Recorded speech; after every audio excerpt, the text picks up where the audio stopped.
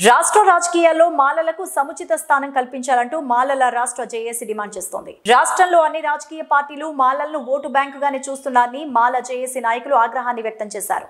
గురువారం Vijayawada Gandhinagar press club లో జరిగిన పాత్రికేయ సమావేశంలో మాలల జేఏసీ నాయకులు మాట్లాడారు.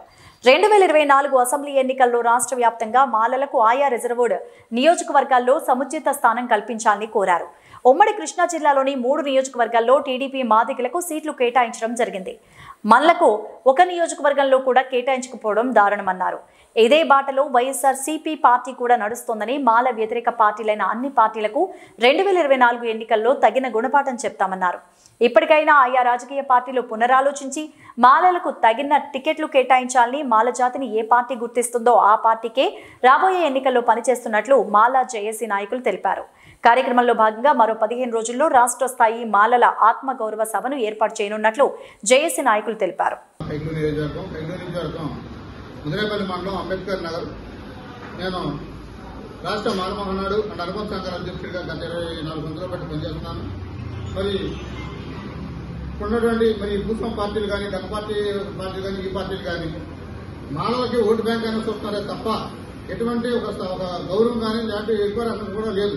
ఎందుకంటే మరి రాష్ట్రంలో వైఎస్ఆర్ పార్టీని నమ్ముకున్నటువంటి కొంతమంది మాలలు, ఎక్కువ శాతం నమ్ముకున్నటువంటి మాలలకి మరి జగన్మోహన్ రెడ్డి గారిని, రాజశేఖర రెడ్డి గారిని కూడా చూసుకుని మరి ఓట్లేయడం కూడా జరిగింది. మరి అదేవిధంగా మరి మా నియోజకవర్గం రైలు నియోజకవర్గంలో ఓను మాలల మీద దారుణమైనటువంటి ఎమ్మెల్యే దారుణంగా అనదొక్కేసి వాళ్ళ మీద తప్పు కేసు పెట్టి నకలకాయ చేశారు. మరి అయినప్పుడు కూడా మరి మాలలతో కూడా వైఎస్ఆర్ పార్టీలో ఉన్నారు. కానీ వాళ్ళకంటూ ఏ ఒక పార్టీ ఒక పద కూడా లేదు. అదేవిధంగా మరి ఉమ్మడి కృష్ణా జిల్లాలో మరి ఎస్సీ రిజర్వేషన్ ఉన్న నియోజకవర్గాలు 3 ఉన్నాయి. 3 కూడా మరి మాలలకి సరైన స్థానం ఇవ్వాలి.